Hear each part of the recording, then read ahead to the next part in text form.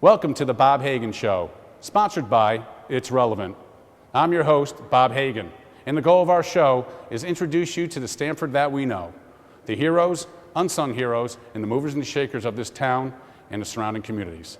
I hope you enjoy our show, and thanks for joining in.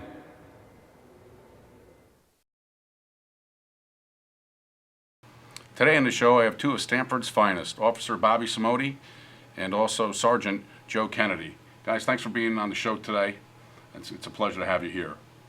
Today we're going to speak about a multitude of different things, but most dear to our heart is the events that happened in May regarding Troy Strauser, the Stamford officer. And Joe, if possible, is there a chance you can give us a little update of how Officer Strauser's doing? He's doing pretty good. He was released about two and a half weeks ago from the hospital. And since then, his recovery is progressing to the satisfaction of the doctors, so we're real happy about that. We know that it's going to be quite a while before Troy's back with us, but we're pretty sure he's going to be joining us as soon as physically possible. Well, that's great news. It sounds like he's on the mend, which is so important. Can you give us a background of the character of Troy? Well, I've met Troy through his wife's cousin. So when he was in the academy, they would sit there and go, "You got to train this guy. He's a good guy." And when he comes on, I said, "Boy, this is an older guy." I said, "He's about my age. This is not good." But he ended up being, a good-hearted guy. I mean, This is the kind of guy you want coming to your house.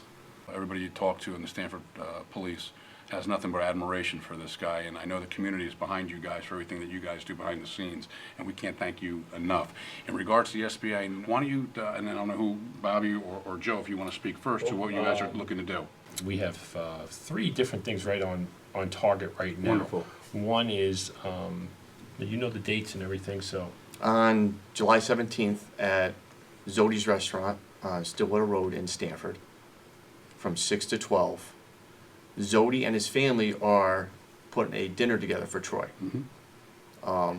The police are taking a backseat on this one. The family, this is what they want to do. All right, and we're here to support them.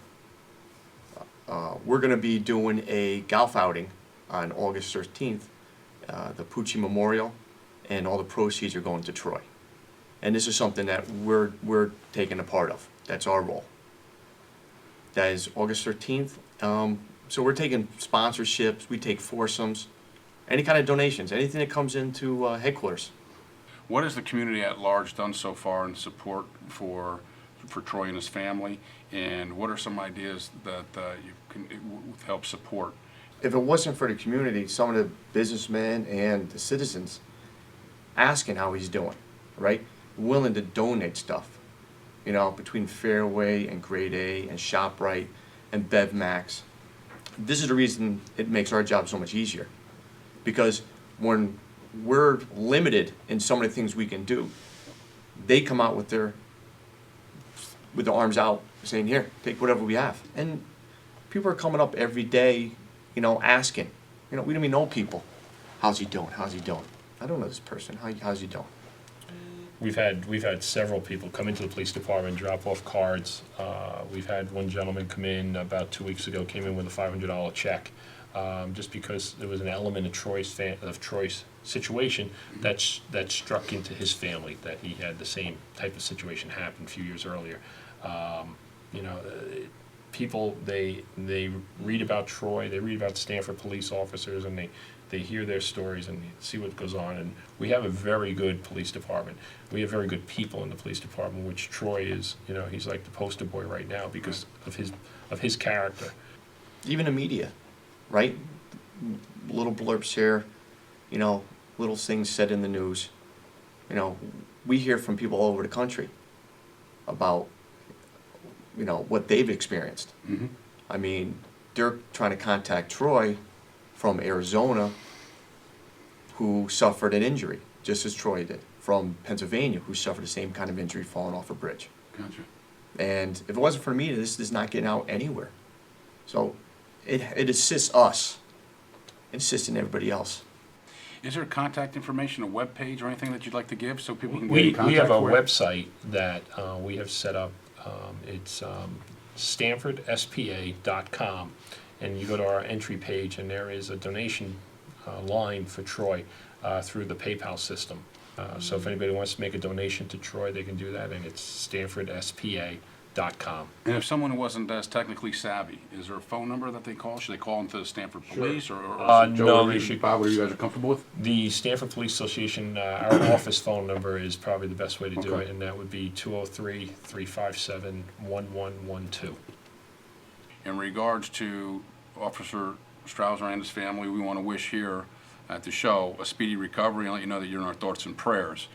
In regards to the SBA in general, I don't know if the community knows all the great things that you guys do in and outside of protecting and serving our communities. And can you talk about a couple of the different things that you do? Sure, Bob.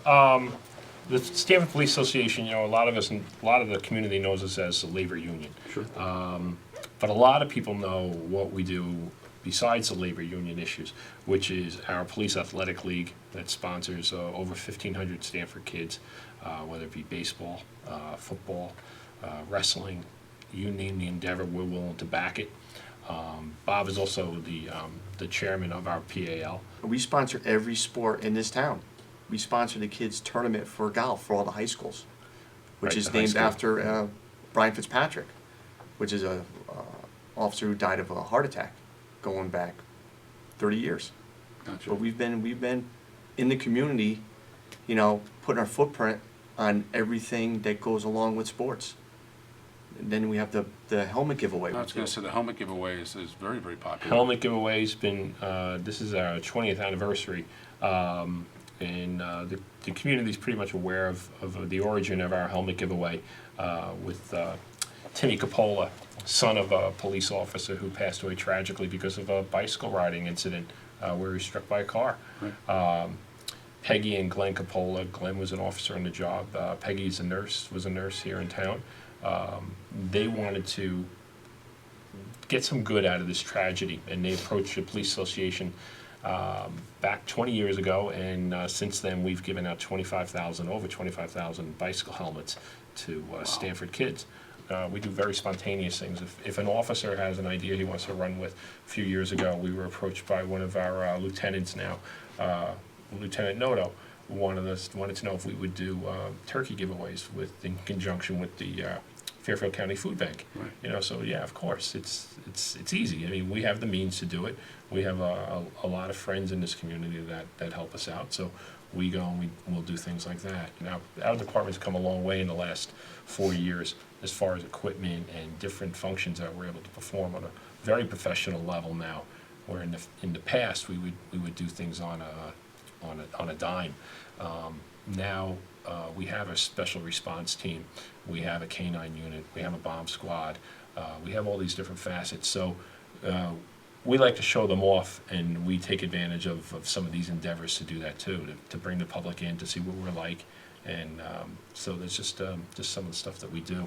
As police officers, as also residents of Stamford, what makes you proud of Stamford and proudest of Stamford?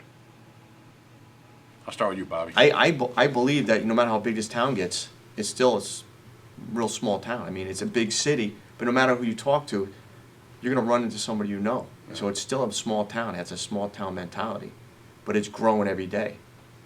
And you can see every time something happens, the community just reaches out, and little facets bring Springdale and the Belltown area, and you got your mid ridges. They just form together, and everybody joins as one. Joe, anything? The biggest thing from being an outsider to Stamford, I would say, is probably the diversity and the overall plan of the city. That, like I mentioned before, there is a plan in place for Stamford as far as its growth and how, if you look at from the police department's side of it, how we're going to grow with it. Now that's something that I would definitely like to see addressed, but the plan on how our department would handle different issues that come up. I think it's there. I think it's a core that we work around.